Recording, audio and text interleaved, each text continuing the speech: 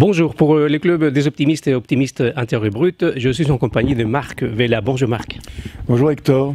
Tout d'abord, merci donc de m'accorder cette interview. Et vous voyagez beaucoup, vous êtes là prêt à donner une conférence.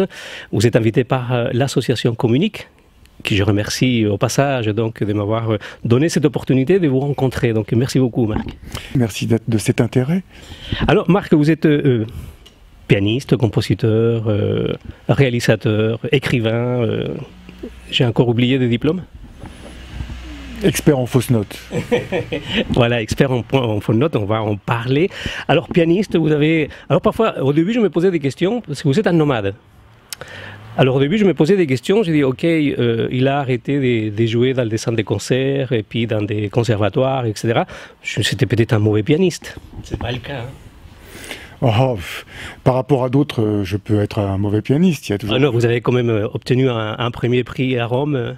Oui, mais bon, c'est un prix de composition. Ouais. Cela dit, quand j'entends Lang Lang, Yuja Wang, voilà, Tiffany Poon, enfin tous ces pianistes remarquables, moi je me sens tout petit. Après, voilà, je pense que de toute façon il ne faut pas comparer. Moi j'aime ce que je fais, c'est déjà le plus important. Alors vous allez justement nous parler de ce que vous faites. Je viens de dire que vous avez quitté les salles de concert, vous avez pris votre piano et... Moi je l'ai mis sur une remorque. Hein, voilà. Non, et au départ, je suis parti, j'avais 23 ans, j'étais un jeune homme. Et bon, à 23 ans, je partais sur les routes essentiellement pour rencontrer l'autre. Alors l'autre, il avait surtout cette forme-là, hein, c'était plus les filles qui m'intéressaient. Voilà, mais bon, voilà, il faut bien que jeunesse se fasse. Mais très vite, en jouant dans la rue et en vivant ces rencontres humaines, je me suis rendu compte que l'amour avait d'autres formes. Voilà, donc en prenant le temps de discuter parfois avec ces gens perdus de la rue, des drogués, des clochards, des prostituées, enfin le monde de la nuit, je me suis rendu vite compte que voilà, il y avait une telle richesse et j'étais nourri finalement comme ça. Et de fil en aiguille, un jour il y a eu une rencontre d'un homme qui est venu me voir, qui m'a dit: est-ce que vous voudriez faire ça en Afrique, parce que j'aime beaucoup votre musique, j'aime votre démarche. Et 6 mois plus tard, je me suis retrouvé en Côte d'Ivoire, j'avais quoi, 25 ans, et je me suis retrouvé en Côte d'Ivoire en smoking, aller jouer en brousse dans les villages. Et c'est comme ça que je suis rentré dans les réseaux, Centre culturel, Alliance française, ambassade, et ça a duré plusieurs années. Mais pourquoi ces choix de quitter les salles de concert et partir à la rencontre des autres? D'abord, j'ai pas quitté les salles de concert, il y a toujours des concerts, bien sûr, et des conférences, mais il y avait une conscience très aiguë, on va dire à 17-18 ans, celle que, voilà, de toute façon, on n'est pas éternel, et j'avais vraiment envie de vivre cette humanité, curieux de l'autre. Bon, évidemment, à 18 ans, je l'ai dit, curieux plus, bien sûr, des filles, mais voilà, mais curieux quand même de ce mystère humain. Moi, j'avais un beau-père qui était très violent, qui battait ma mère, qui me battait, voilà, physiquement, verbalement, j'étais absolument écrasé, j'ai eu une enfance pas très simple. Mais dans mes enfers, j'ai eu la chance, malgré tout, mon beau-père était par exemple abonné à une revue comme National Geographic ou Géo, je sais, Géo Reportage, et je voyais dans ces revues ces gueules vraiment de nomades, de bergers, d'hommes, voilà, d'hommes et de femmes de d'autres contrées, et ça m'intriguait, ça m'interpellait. Je me demandais qu'est-ce qu'il pouvait y avoir derrière ces regards, ces sourires. Donc soif vraiment d'humanité et bien sûr soif de musique. Donc l'envie de prendre mon piano et d'aller vraiment à la rencontre pour de vrai. Si vous voulez, on peut voir le monde derrière une télé, derrière des photos dans un magazine, goûter les cuisines avec des boîtes de conserve, voilà, un couscous, voilà, Garbit, je crois que c'était ça à l'époque. Mais je crois qu'il faut y aller, il faut se frotter au monde pour de vrai. Ouais. C'est-à-dire c'est une manière différente, comme on nous apprend la vie, hein, la vie on l'apprend à l'école. Vous voulez l'avoir directement en fait. Mais oui, je crois qu'il faut se frotter au monde. Alors, j'entends tout de suite des auditeurs qui pourraient dire, mais oui, mais il faut de l'argent. Mais j'en avais pas. Moi, j'étais à la rue, j'avais 16 ans. J'ai fait des petits boulots, pas toujours très honorables, mais pour vivre. Mais j'ai mis de côté, parce que j'avais ce rêve d'avoir un piano. Le peu de sous que je gagnais, je les ai mis de côté. J'ai acheté un piano à queue à 22 ans. Dès que je l'ai eu, je l'ai mis sur une remorque et je me suis dit, allez, on part à l'aventure. Et sans savoir où aller, où dormir, où manger, mais vraiment en étant convaincu que ce piano et moi, nous allions être invincibles. Alors, j'imagine que quand vous avez fait le choix de partir sur la route, aller à la rencontre des autres, abandonner peut-être une carrière des grands pianistes, et quelle a été la réaction de votre famille, de vos amis? Parce que quand on prend des décisions comme ça, c'est pas évident. Hein. Bon, de toute façon, moi, j'ai pas été un enfant voulu dès le départ. Là. De toute façon, comme ça, c'était réglé. Donc, avec la famille, voilà, plus j'étais loin, mieux c'était. Mais c'est vrai que lorsque j'ai fait ce choix, parce que j'ai quand même quitté les études, normalement j'étais destiné à rentrer en normal sup philo, en école normale supérieure. Mais finalement j'étais passionné de psychanalyse, de philosophie. Et voilà que j'annonce que je veux faire de la musique, alors que je n'avais pas fait vraiment d'études. Et donc, en plus, partir avec le piano sur les routes à travers le monde, alors là, c'est clair, tout le monde me prenait pour un excentrique, un fou, que c'était pas raisonnable, on peut pas prendre un piano à queue, il va s'abîmer, puis à quoi ça sert? Voilà, c'était un peu ça. Ouais. Alors, mais il n'y avait pas que la famille. C'était aussi les voisins, les gens, je dirais, au conservatoire, enfin dans l'environnement immédiat des personnes. Vous savez, quand pendant 20 ans on vous dit ah, tu reviens de Guinée, mais ils comprennent quelque chose, ces gens-là, ils sont pas dans les arbres. Ou alors quand je traversais le Maghreb, ah, mais les Arabes, mais ils vont t'égorger. Et puis ils vont te voler ton piano. Quand j'ai traversé le Sahara, je me souviendrai toujours, c'était sur Canal+, un journaliste qui dit « Ah, mais vous jouez dans le désert, vous en avez marre de jouer dans les salles vides, c'est pour ça que vous jouez dans le désert. » Vous voyez, il y avait donc toute cette violence, ce mépris et vous savez, cet humour caustique mais qui est très blessant en fait. Et on revient à ce qu'on disait tout à l'heure, en fait, la vie, on la voit à travers un écran, à travers des livres. Parce que quand on commence à vous dire qu'un arabe il va vous tuer ou un africain il va vous voler le piano, c'est des a priori que nous avons, des préjugés. Absolument. Hein. Mais nous sommes pétris de ça. Ouais. Et je m'y inclus. Hein. Oh là là, je ne veux pas passer pour un donneur de leçons. Et je me rends compte combien de fois, face à l'autre, j'étais confronté à cette réalité. Moi, je me souviendrai toujours, c'était à Tanger, voilà, qui est un port marocain, et dans ces ports, parfois, ça attire toutes sortes de populations. Et je me souviendrai toujours de cet homme que je croise comme ça dans une ruelle un peu sombre, juste presque la nuit, entre chien et loup. Et cet homme qui était d'une apparence effrayante, en guenilles, barbu, sale. Ouh là, je me suis dit, celui-là. Et puis une petite voix me dit, mais Marc, salue-le. Et finalement, j'ai salué l'homme, et ça a été incroyable, parce que l'homme, en fait, il était tellement peu habitué à ce qu'on l'interpelle, je lui ai fait peur. Le fait que je le salue, il a sursauté. Ça l'a tellement étonné que, oui, je lui ai fait peur. Et il m'a fait un sourire. Et ça l'a rendu tellement beau et lumineux qu'intérieurement, j'en ai presque pleuré, tellement j'en étais bouleversé. Voilà à quel point nos préjugés, souvent, nous ferment au mystère de l'autre. Alors, la caravane amoureuse, parlez-nous un petit peu, en quoi ça consiste. Au début, c'était tout seul, j'imagine, et là, vous n'êtes plus tout seul à faire... Donc, vous avez déjà parcouru plus de 50 pays, envahis, comme j'ai vu, lu quelque part, hein, mais envahis d'une manière différente. Bah oui, si vous voulez, c'est qu'en fait, quand on regarde l'histoire humaine, on ne peut pas empêcher les hommes d'aller vers les hommes. Voilà, je crois que c'est l'histoire, ce sont les échanges, les rencontres, la soif de découvrir, de l'inconnu. Mais ce qui a été, je crois, récurrent, c'est que dans ces rencontres, finalement, il y a toujours eu ce besoin d'asservir, de dominer, de convertir, et quelque part aussi oui, d'asservir, je l'ai dit, c'est ça. Donc c'est quelque chose d'effroyable. Je crois qu'il serait temps, surtout lorsqu'on arrive maintenant à plus de 7 milliards d'humains, je crois qu'il serait temps d'avoir une autre attitude, qui serait simplement amoureuse, celle de l'émerveillement. Parlez-nous justement, quand vous arrivez dans un village, dans un pays, comment ça se passe? Je vais vous dire, moi quand j'étais petit, je vous l'ai dit, j'avais un beau-père qui tous les jours avait un discours sur l'arabe, sur le noir, sur le juif, enfin tout l'étranger en fait, qui était méprisant. Et lui, il était convaincu d'être un médecin, voilà, qui était d'une famille de haute lignée, voilà, qu'il n'était pas de cette engeance. Et quand je suis parti, j'ai commencé à partir à l'aventure à travers le monde, et que je me suis retrouvé justement dans ces villages, et comment j'ai vu comment les gens pouvaient me recevoir. cet accueil que je n'avais même pas chez moi d'ailleurs, mais c'est voilà, et le fait de donner. Et ça fait 35 ans, vous savez, que je voyage, j'ai fait plus de 50 pays, j'ai toujours été merveilleusement reçu. Ouais. Curieusement, le seul pays où ça a été difficile, il y en a eu un seul, c'est assez récent, c'est la Chine. La Chine, curieusement, mon piano n'a pas pu passer la frontière, ils ont prétesté que ce serait dangereux pour les Tibétains si je jouais dans les rues. Vous imaginez. Bon, mais ceci mis à part... oui, moi, j'ai toujours une caravane amoureuse, par exemple, on est arrivé au Maroc, et dans un petit village, à Beni Ammar, et qui est dans le Rif marocain, petit village perdu, pauvre, et nous étions 33 caravaniers.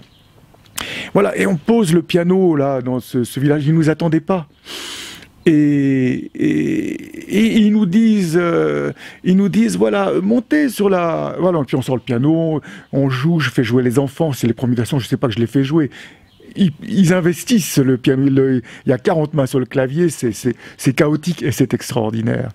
Voilà, et puis dans cette rencontre où on commence, le chef de village nous fait visiter le village, et puis tout d'un coup, alors qu'on est en train de marcher en groupe pour visiter le village, on se retourne, il n'y a plus personne. Où sont les caravaniers?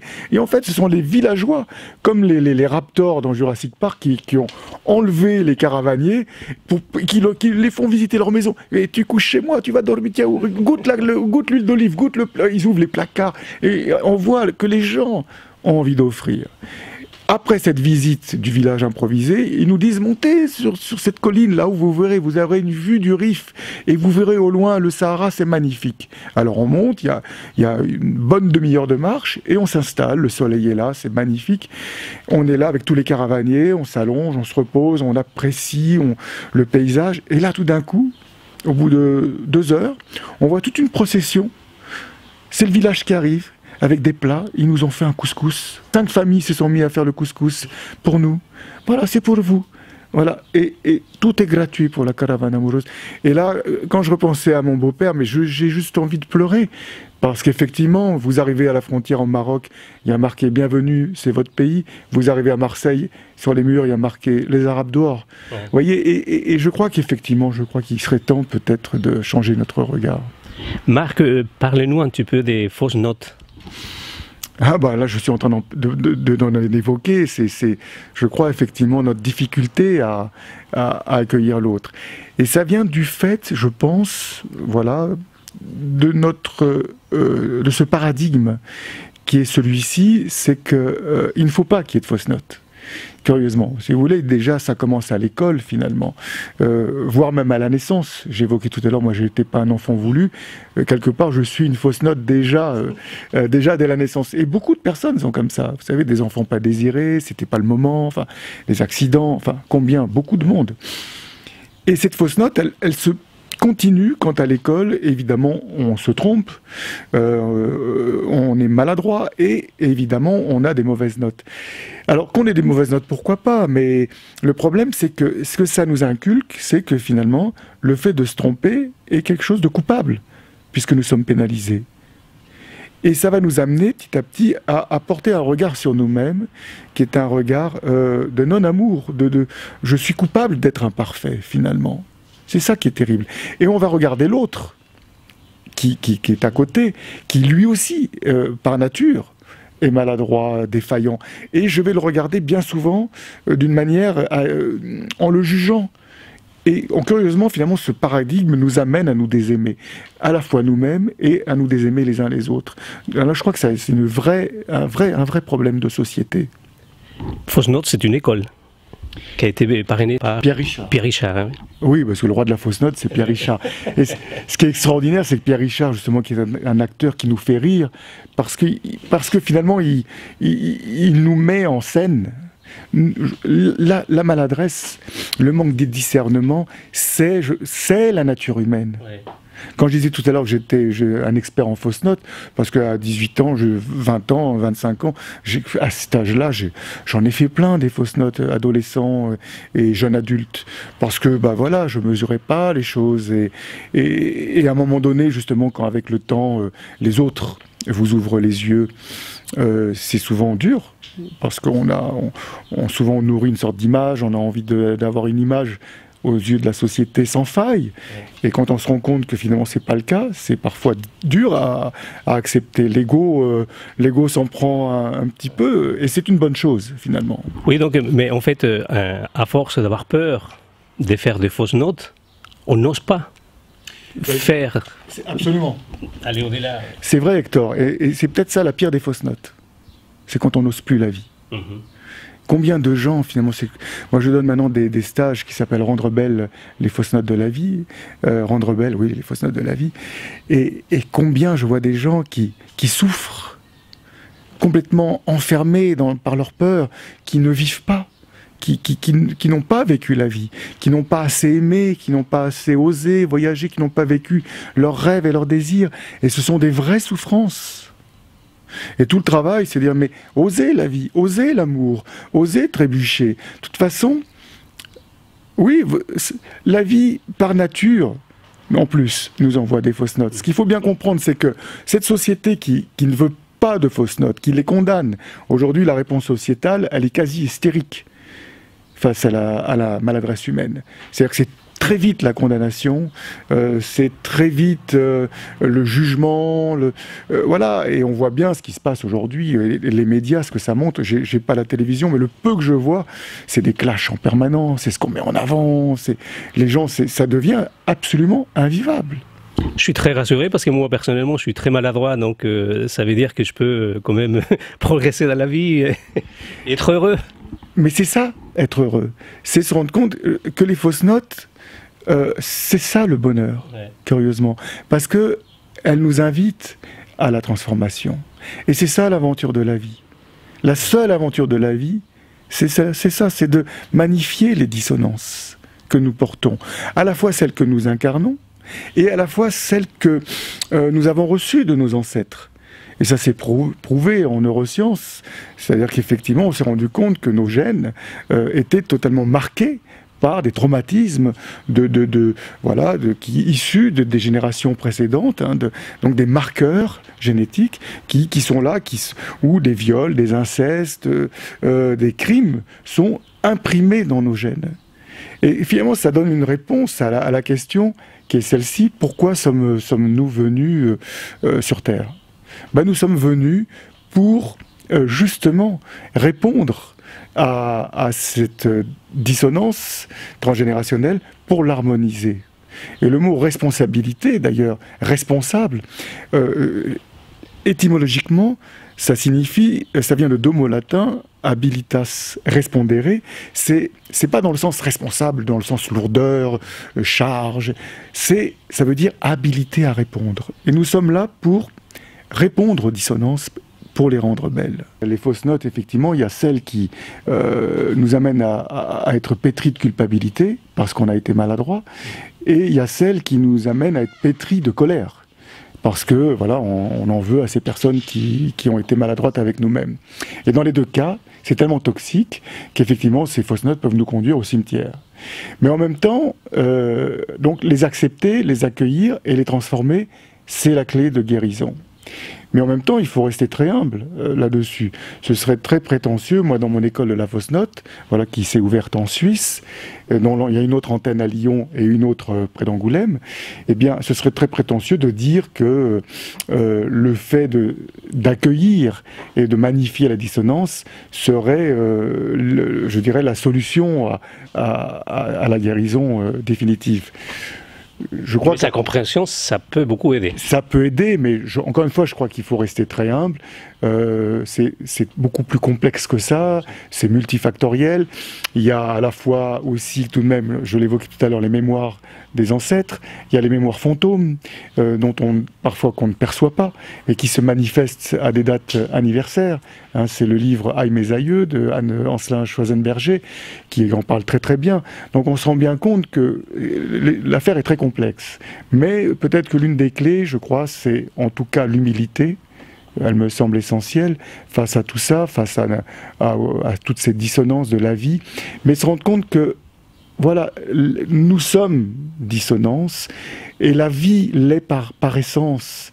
Donc la nature humaine, c'est cela. Je suis par nature maladroit, défaillant, et je crois qu'il faut que nous essayions d'apprendre à en rire, voilà, d'avoir de la tendresse, d'être en empathie avec ça, et je dirais même en compassion. Ça me semble ça essentiel. Marc, donc pour terminer, hein, là vous êtes à Besançon et vous allez continuer à parcourir le monde? Combien de temps? Ben, je ne sais pas, jusqu'au bout, je crois. Tant que j'aurai la force, tant que j'aurai l'énergie, tant que j'aurai de l'amour pour les autres. Ouais. C'est ça aussi, moi, mon moteur.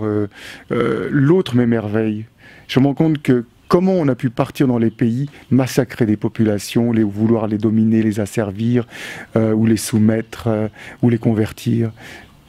L'autre est miracle par essence, il est mystère, il est bouleversant de beauté. Il éveille le désir, et ô combien ce désir est un moteur. C'est lui qui fait tourner l'univers tout de même. Et ce désir, encore une fois, vous parliez tout à l'heure finalement du fait d'accueillir ce que nous sommes. Je crois que c'est la posture du maître. La posture du maître, c'est celui qui sait qu'il a du chemin à faire. Il n'est pas meilleur que les autres. Il reste humble, mais il sait justement qu'il a aussi ses failles et ses fêlures, mais il les accueille en tendresse. Et cette posture du maître, c'est, je pense, la présence, la pleine présence, alignée, réconciliée, pacifiée, mais une présence en gratitude avec ce que la vie envoie. Et on sait très bien que la vie, elle envoie parfois des choses très dures. Donc une présence en gratitude avec la vie, et cette présence en gratitude jusqu'à l'émerveillement, et j'oserais dire, un émerveillement jusqu'à la jouissance. C'est-à-dire vraiment être conscient que chaque instant est sacré. Et lorsque je vais ouïr, entendre et comprendre donc l'instant, curieusement l'instant d'ailleurs, c'est le un qui se tend. Donc le maître, c'est celui qui, dans l'unité, qui se tend, qui s'émerveille. On voit bien que curieusement ça se relie tout ça. Et jusqu'à la jouissance, parce que la jouissance, c'est ouïr le sens du jeu de la vie. Lorsque j'incarne cette attitude, je crois que c'est cela la conscience. Bien souvent, on nous parle de conscience. Qu'est-ce que c'est la conscience? Ben, je crois que c'est la pleine présence dans l'émerveillement, en gratitude, jusqu'à la jouissance. Et pour finir, lorsque j'incarne cela, je m'affranchis, du coup, du besoin de jouissance, puisque je le suis. Donc je n'ai plus besoin d'être dans la prédation, voilà, de vouloir assouvir, de vouloir prendre ce que je crois ne pas avoir. Je l'ai par cette attitude. Et quand vous rencontrez l'autre, finalement, dans cette conscience, eh bien, il le sent. Il sent qu'il est reçu. Et automatiquement, quand l'autre sent qu'il est reçu, tout s'ouvre. Et là, il y a des échanges d'humanité. Moi, je peux vous dire que j'ai fait presque 6 tours du monde avec le piano, plus de 50 pays en 35 ans. J'ai toujours été reçu, magnifiquement. Voyez-vous? Et pour ça, quand ces médias montrent ces guerres, ces conflits, ces soi-disant, ces corruptions, ces trafics, en fait, ce qu'elles montrent quasiment en permanence, cette démolition au quotidien de l'humain, à quelle fin? Dans quel but? Marc, merci beaucoup. Je vois que vous êtes encore émerveillé par tout ce que vous faites, hein, au bout des 35 ans, 50 pays. Donc, merci beaucoup, vraiment, hein, de tout cœur, et puis bonne continuation. Au service, Hector.